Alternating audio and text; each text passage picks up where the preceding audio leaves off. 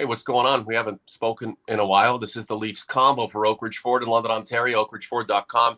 It is Sunday, September 5th, 2021. Like, we're literally 6 weeks away.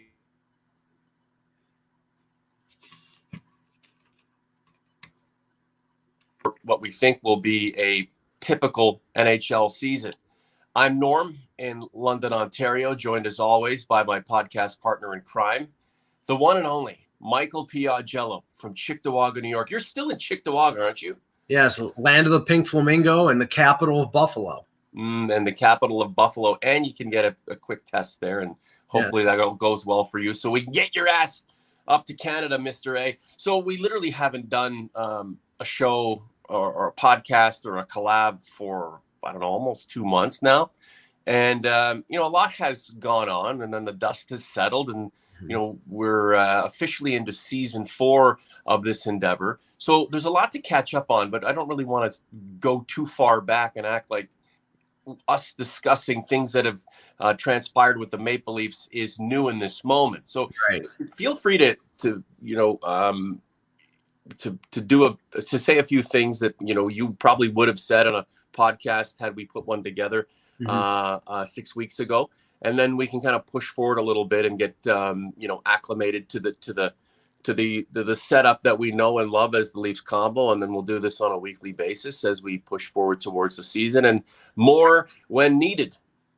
Well, I know that the general feeling of Leaf Nation was somewhat underwhelming with the moves that were made over the summer. I mean, really, it stopped a few days into free agency. There were not any major trades or anything of that nature, or any kind of, Morgan Riley didn't sign a long-term extension.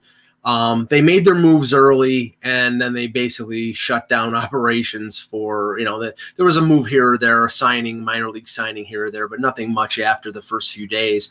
And if you just look over the team, sort of on a broad brush approach, Freddie Anderson leaves, and now the goaltending tandem is going to be Jack Campbell and Peter Mrazek.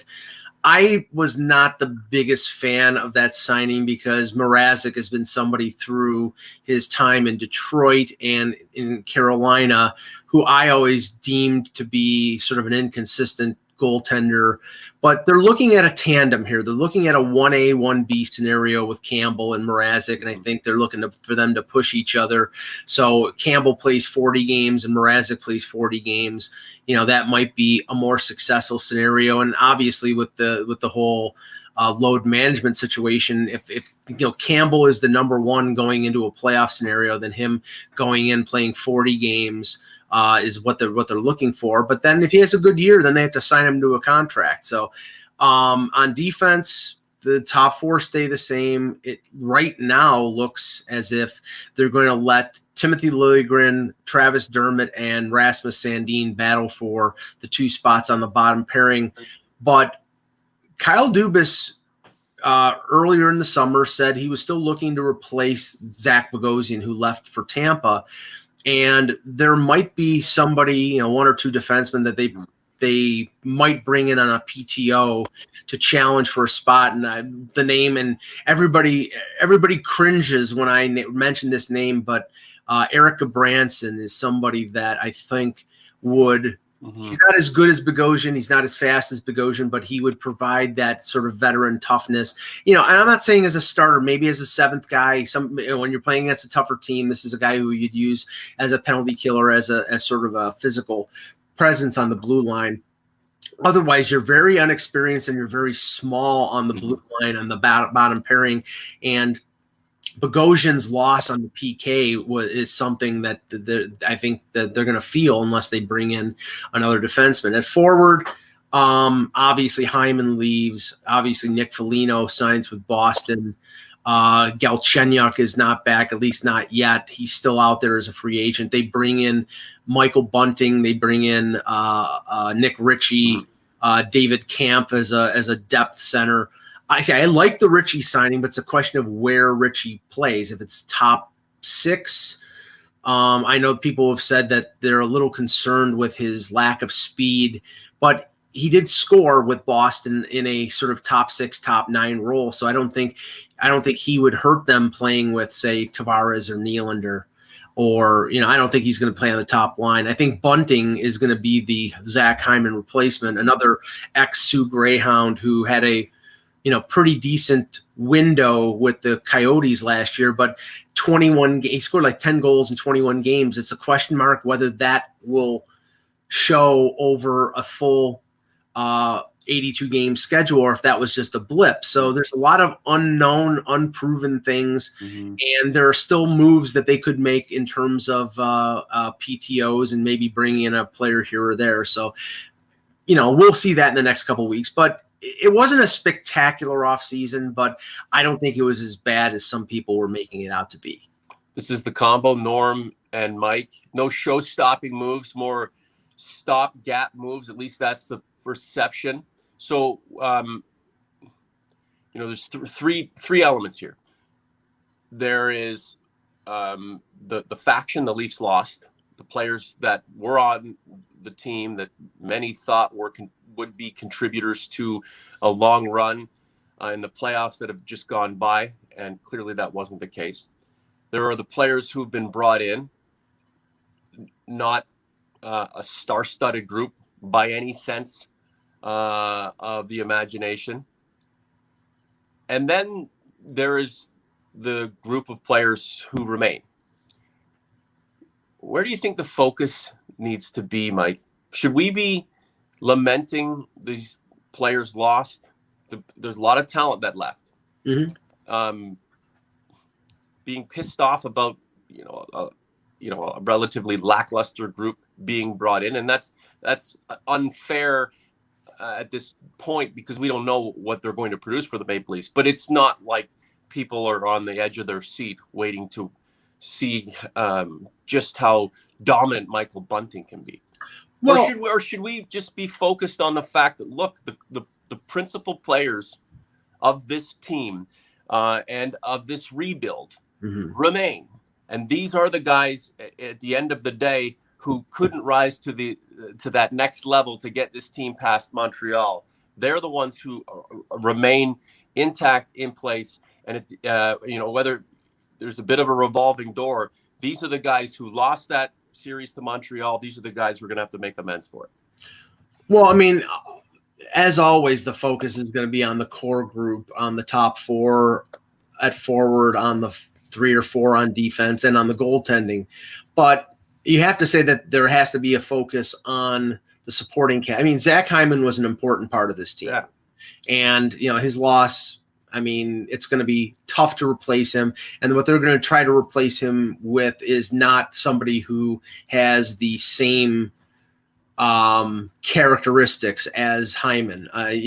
Bunting is more of an offensive player. He's apparently a very feisty guy. The one thing I did like about the moves, one of the things I did like about the moves that Dubas made was that he brought in players after bringing in the veteran guys, after bringing in Thornton and bringing like 30-something players like Foligno in a trade, or Wayne Simmons, who they brought back. They went with players who are in their prime. Ritchie's 25, Bunting is 25, Kampf I think is 26. So there are players who age-wise are in their prime. Mike, sorry to interrupt you. Yeah. What do you think Dubas, through these moves, through changing the mindset and bringing in younger players who you say are in their prime, what do you think he's trying to say to the fan base, to the corporation, and the fans? Well, I don't think he's, like, with these moves, is speaking to the fans or even the organization. I think he was making moves that he could make based on the lack of cap space that he had. I mean, this was, Bunting was signed for under $1 million. Ritchie was signed for $2.5 million, both on multi-year deals. Kampf for $1.5 million for 2 years. He had very little, unless he made the move that I had been advocating for years, which is to trade Nylander to create space. He operated on the periphery to fill the holes that were created by the departures of Hyman and Foligno by going for, what he thought were bargains. I mean, Bunting, he's got something to prove. He played a couple years in the minors in Arizona. He got his chance last year. He played really well. A lot of people were interested in him. He wanted to play for Toronto. He's from the Toronto area. He played for Dubas in the Sioux, and he figures if I come in and play really well for 2 years, making less than $1 million, I can use this as a springboard to get a big contract, probably someplace else because they won't be able to afford them. But that's the model that Dubas has been following for a few years, is bring guys in, and let them show their wares in Toronto, and then they probably move on. But he didn't have a lot of operating room to maneuver. And, I think that they're depending on some of their young prospects to step up. I mean, we'll see what Nick Robertson does. We'll see what Rasmus Sandin does. I mean, they need players on their entry-level contracts to come in and be effective because they need those cheap contracts. But in the end, it's going to be down to those core players. But the problem is that after this year, it's more on them than it was the previous years because the supporting cast is not as – I can't say not as strong, but not as fulfilled as it previously was. Well, I like how you put it, and it's the reality. At least it was.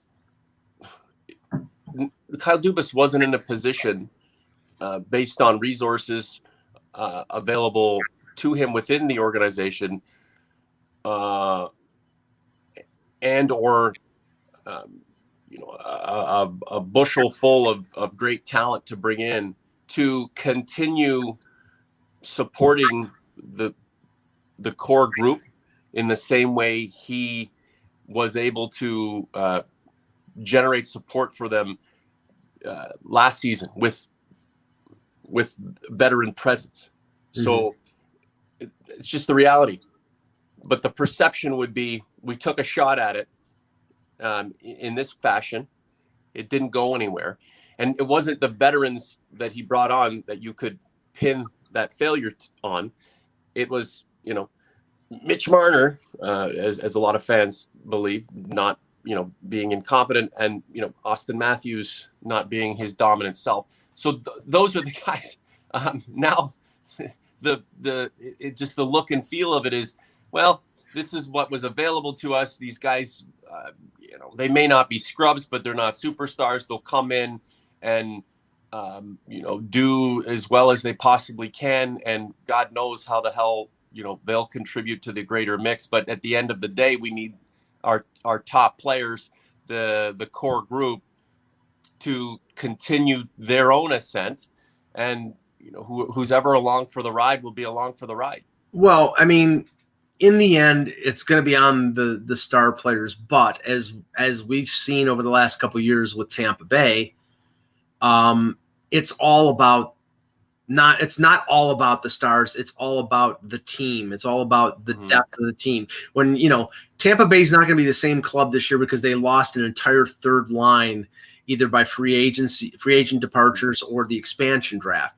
But they had enough depth in the organization that they'll still be a Stanley Cup contender with those guys gone. But the reason they won a cup is because they had a bottom pairing that would probably be a top 4 pairing on other teams. Their depth was incredible. So is the Leafs depth now, Mike, again, and I apologize for interrupting, but we don't have too much time.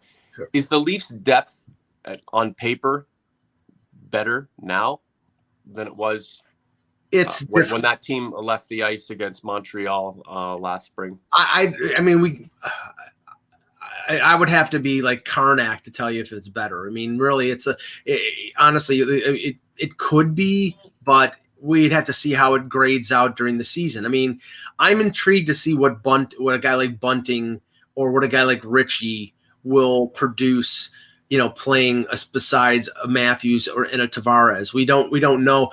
Bunting played on the top line, I think, with Christian Dvorak, who just got traded to Montreal, and Kessel. I believe that was the line, or Connor. It may have been Connor Garland in Arizona. So he's played in a top 6 skill role at a very small in a very small window. So what he does with Matthews and Marner, or what he does with Tavares and Nylander, is, it's going to be one of the more important factors this season. If he is less than successful, then it falls upon Nick Robertson, or then they have to move Alex Kerfoot to the wing. I mean, there's a domino effect if Bunting doesn't fit in that position. But really, they exercise the most, I would say, understandable options based on the limitations that they had. And, I think we won't know how successful they are until probably 20-25 games into the season. Just go through some of the OGs and converts who've decided to join us on this return to the medium. I guess the official kickoff to season 4 of the project that is the Leafs Convo. Graham Johnstone, hey, good to see you, my friend. Hey, boys, so pumped for the hockey season to start. Corey Parrish is in the mix. Atkins Zeki, I think, from Cyprus. Rav is here. Rav, a big supporter of the podcast. Jeremy W., the man, the myth, the magic. I thought you were a Kraken fan, and I guess the Kraken do lead off the new schedule. Phil McCracken. Stop it.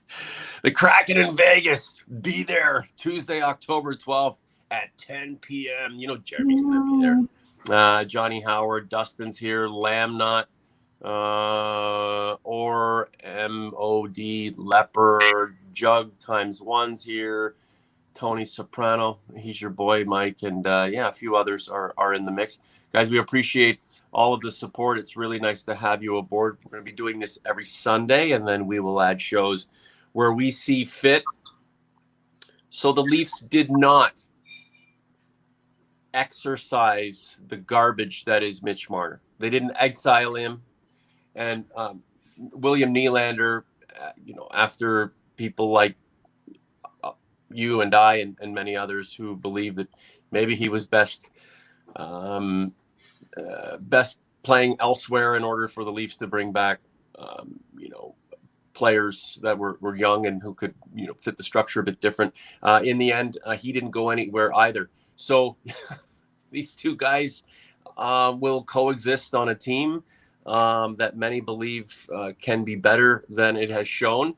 Only time will tell. But we know these guys are in their prime or entering their prime. And, whether they have supporters or haters, both are assets. Both are really good players. And both, I'm sure, feel like they, in addition to what they've already done in their accomplished careers, feel like they have some more to prove. And,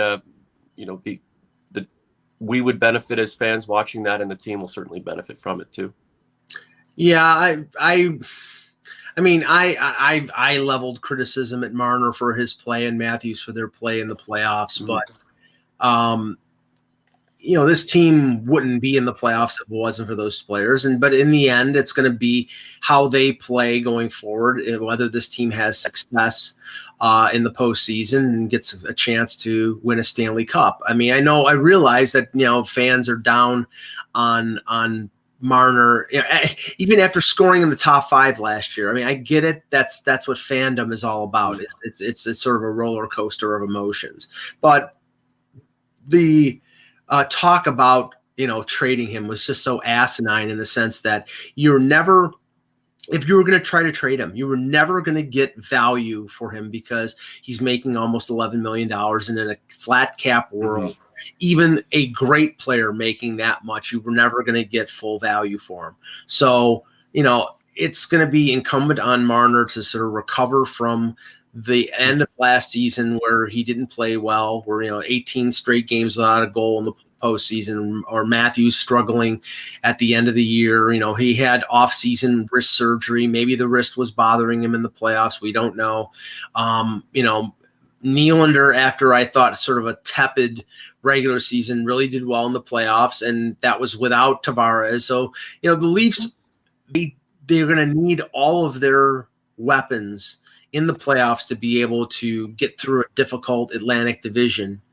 If they finish second or third, they're going to play Tampa or Boston or Florida in the first round. It's a difficult road. And, there's who is to say right now whether they're capable of navigating through that. I do get the feeling in talking with, over the summer, talking with other reporters and being part of some of the media phone calls that they're with Dubas and with the people within the Leaf organization, that there is a sort of a finality here. It's like, okay, they've got to have success this year, and if they don't, then I think there are going to be changes. There could be changes in general manager. There could Do you think coach. Kyle Dubas feels that? Do you feel like I think he thinks to himself, look, we did what we could in the offseason. It might not have been a splash. It may look like it was lesser than moves we've made in the past, and it looked like it, and it was certainly that, but it was what he could do. But deep down, he knows that, look, hey, Matthews, Marner, Nylander, dudes, I paid you all that fucking money. I need you to elevate your game. I need you to lead like you're supposed to. I need you to ascend, develop like you've been supposed to, like you're paid to. Because at the end of the day, if you guys don't do this, if we don't get through the first round with a bunch of scrubs or a bunch of stellar dudes that are brought in at the trade deadline, I'm out on my ass. Yeah, I mean, Dubas went all in with his core group. I guess you have to respect the fact that he believes what he believes, and he's going to go to the mat with them. Yeah, okay. So he pushed all of his chips into the center of the table. He says, "I believe in these guys. I believe in how I've structured this team, and I'm willing to gamble my future in Toronto on that." So, I mean, I have to respect that. Do I think he's right? Well, again, the definition of insanity is to do the same thing over and over again, and expect a different result. I think that, they had the best chance of advancing and doing something last year, adding the veteran guys like, Spezza and Thornton and Foligno, and, things conspired in terms of the Tavares injury and other factors, and they lost to a team that I thought that wasn't as good as them, and that team went on to the Stanley Cup final. And I think most Leaf fans are sickened by the fact that they lost to Montreal, and that Montreal went to the Stanley Cup final, because that is a sickening prospect. And I think what a guy. And I think Leaf fans are sort of rubbing their hands with glee at seeing that the downfall of the Canadians during the summer, and Kotkaniemi signing with Carolina and Shea, like all that stuff. Why didn't they match that offer? They didn't match the offer because Montreal doesn't think Montreal has played around with Kotkaniemi the last 3 years. They advanced him too quickly as an 18-year-old. They moved him in and out of Bergeron's he's the greatest general manager of all time, right? Yeah, and then it's like, so I think Kotkaniemi still has a potential of being a good player. They sort of dickered around with him a lot in Montreal, and I thought it was unfair. Maybe Carolina will have a better approach with him. Probably. They ended up trading for Christian Dvorak, who was somebody that the Leafs were rumored to possibly be interested in. Mm-hmm. I think he's a good player. I talked to people who don't think he's a good number 2 center for Montreal, but we'll see what happens. But they're not going to be the same team. Price is injured right now. Probably Shea Weber is never going to play again. At least that's what it sounds like. And they without Shea Weber, they're not going to be the same team. So I think Montreal is not a playoff team, but that's my own personal. Mm-hmm. Hey, their Stanley Cup was beating the Maple Leafs, coming from behind 3-1 to conquer that dastardly team in blue and white from English Canada. And then they went on and did what they did. But it just goes to show, doesn't matter who you are, all you have to do is win the first round and things can unravel in your favor. Montreal fans will dine out on that for the rest of their lives. Shouldn't they? Yes. Why not? Yeah. Why not? What are we dining out on, Mike? 1993. Mike Foligno scoring a goal in overtime? 1993 and 94. That's what we're dining out on. We're still living. We're still living. Nothing to do with Matt Sundin taking the team to the conference final against your Sabres in 99. Oh yeah, 2000. Yeah, that was 99 was great, with Rob Ray scoring a goal against Cujo, and losing to a team whose number 1 center was Mike Pekka, who I love Mike Pekka, but they lost to a team that couldn't score a goal, and they lost to them. And in the first 2 games of that series, Dominic Hasek was hurt. And then So, Pekka played for the Leafs after that too, and he had one of those careers with the Leafs, like you know, 1 year, but career. I'm coining that term, career. 1 year, it's your career. But he got injured. He didn't get a chance to really flourish the way that he wasn't the same. He wasn't the same player when he was in Toronto that he was in Buffalo, you know. And he wasn't the same player after. No, I was going to get to. I brought up 2002 there, Murr. Yeah, I mean, but he doesn't like to talk about it because Matt Sundin scored no.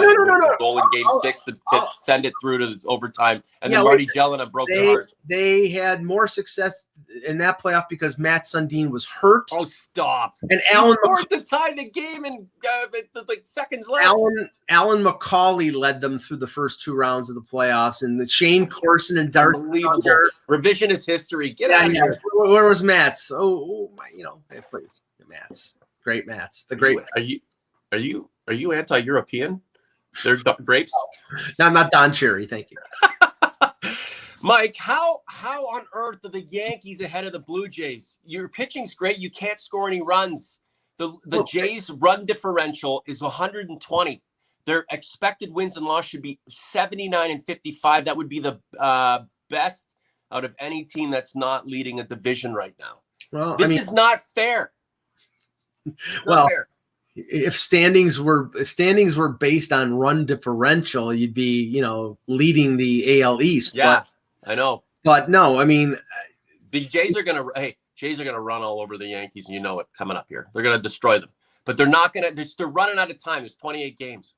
Yes. No. The Yankees. I mean, with the third pitch, you guys pitch. I give you that. And they with the return of some of their players. I mean, you know, when you have Andrew Velasquez playing shortstop and Kyle Higashioka hitting 170. How do they get through the Jays lineup without getting slaughtered? The Jays, you've got to look, man. I know that it's going to be Jays shouldn't even be in the league. The Canadian team, you can't even play baseball. I know what you Americans think. It's going to be challenging. I mean, the Jays have an incredible lineup, but honestly, I thought their pitching staff would be a lot better after the deadline, after they added Berrios and a couple guys in the bullpen, and it really didn't do anything. And you know, I mean, actually, Berrios has not pitched that well. Robbie Ray has been fantastic. Robbie Ray looks like Ron Darling. Yeah. It's amazing. Like he goes into the equipment room and says, "I'll take an extra small pant." I don't know. I mean, the funny thing is, I don't know how they're going to be able to sign him. I mean, you know, it's like they're going to have to spend probably at least $20 million on him. I'd pay for him over Semien, wouldn't you? Well, Simeon's gone. He's gone. It's too much money. $25 million for a second baseman. Yeah, but I mean, he's had a fantastic. No, I know. But I mean, I wonder what they're going to do with Biggio. I mean, to me, Biggio should be the guy that they put at second base, but they seem to have soured on him a little bit. Mm-hmm. So I don't know what, but there's a lot to work with there. It's just right now, I never thought the Jays were going to really challenge like the Yankees, the Rays, or the Reds. I mean, I thought that the Red Sox are the one they're a fraud. I know that there's a deep down. You have an affection for the Red Sox. Well, yes, I love because Dave Roberts stole that base. Yes, I love them so much. Yeah, he stole that base to keep it going in Game 4 of whatever the hell ALCS that was. Geez, I'm just bringing back all the bad memories. Unfortunately, I don't have any good Jays memories to share. I think it's a 4-game series in New York with the Jays.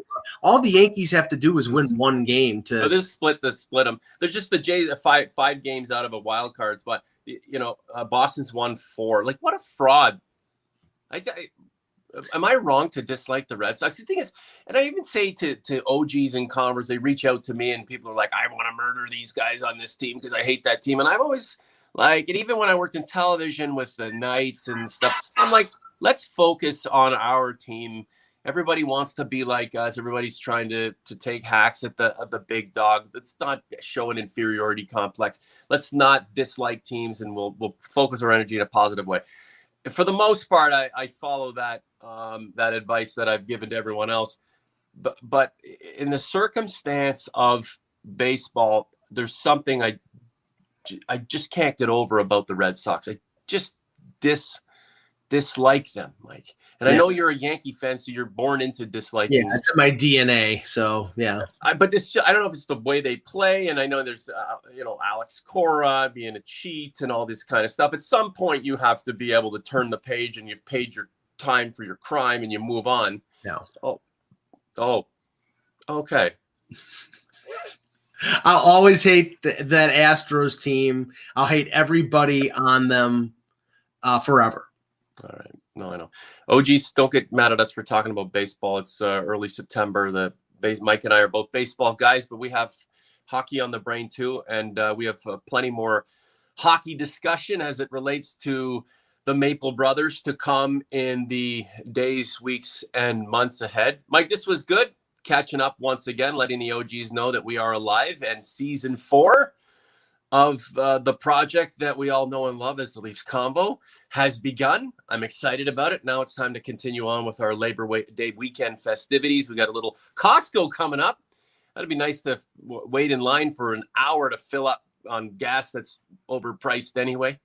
So that should be good. And then some baseball, some barbecue, and we'll figure out the rest as we go along. Michael, good to see you again, buddy. We'll talk to you next week. Thanks, Norm.